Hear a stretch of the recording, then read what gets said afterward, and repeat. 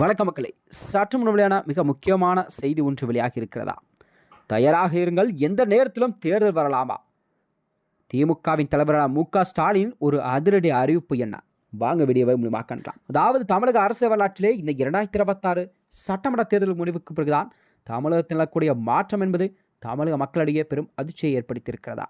அதாவது புதிதாக பொறுப்பேற்றுள்ள இந்த தமிழக வெற்றி கழகத்தின் புதிய அறிவிப்புகள் மற்றும் புதிய நடைமுறைகள் என்பது தமிழக மக்களிடம் நல்ல வரவேற்பை பெற்றிருக்கிறது. அதாவது தமிழகத்தில் எந்த நேரத்திலும் தேர்தல் வரலாம் என்பதை திமுகவினர் தயாராக இருக்க வேண்டும் என்றும், தாவைக்கா ஒரு மாத ஆட்சி என்பது தமிழ்நாட்டில் அகால பாதைக்கு சென்று விட்டது என்றும் திமுக தலைவர் மு.க.ஸ்டாலின் அவர்கள் கண்டனங்களை தெரிவித்திருக்கிறார்.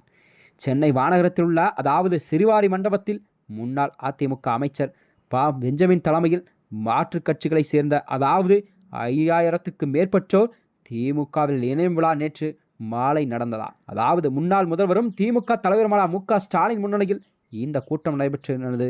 இதனை பேசிய மு.க.ஸ்டாலின் அவர்கள் 5000 பேர் இணைக்கக்கூடிய இந்த ஒரு மிகச்சிறப்பான நிகழ்ச்சியில் கழகத்தில் இணையும் விழா என்பதும் அன்பளிக்கும் பெருமைக்குரிய முன்னாள் அமைச்சர் பெஞ்சமின் தலைமையில் நடைபெறும் நிகழ்ச்சியில் பங்கேற்பதில் நாம் மற்றற்ற மகிழ்ச்சி அடைகிறேன் என்று கூறியிருக்கிறார்.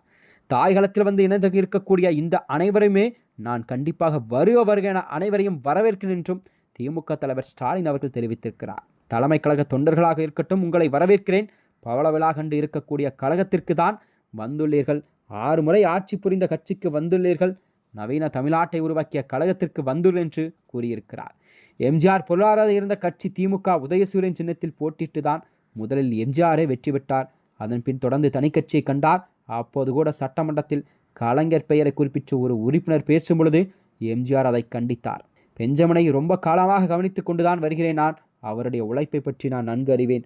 அதிமுகவில் இருந்த பல ஆண்டுகளாக உண்மையாக உழைத்தவர், ஓயாமல் உழைத்தவர், எதை பற்றியும் கவலைப்படாமல் ஓயாமல் உழைத்தவர், யாருக்கும் அஞ்சாமல் உழைத்தவர், வெள்ளிவாக்கம் ஒன்றிய செயலாக மாமன்ற உறுப்பினர், மாநகராட்சியின் துணை மேயர் என்று படிப்படியாக கட்சியில் வளர்ந்து வந்து இப்பொழுது இந்த நிலைக்கு இருப்பார் என்றுதான் மு.க.ஸ்டாலின் அவர்கள் தெரிவித்திருக்கிறார். 2016 சட்டமன்ற தேர்தலிலே வெற்றி பெற்று பள்ளிக்கல்வித்துறை அமைச்சராக செயல்பட்டுள்ளார்.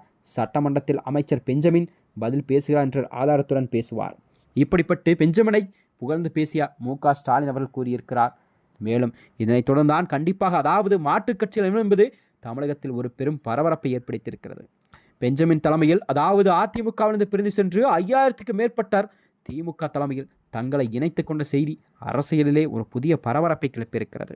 மேலும் இதனைத் தொடர்ந்தான் அதாவது இனி வரும் காலங்களில் மாற்றுக் கட்சி செயல்பாடுகள் குறித்த செயல்கள் தமிழகத்தில் அதிகமாக நிலவக்கூடிய சூழல் தான் உருவாகியிருக்கிறது. மேலும் இது போன்ற வீடியோக்களை தெரிந்து கொள்ள நமது சேனலை மறக்காமல் சப்ஸ்கிரைப் செய்து கொள்ளும். நன்றி, வணக்கம்.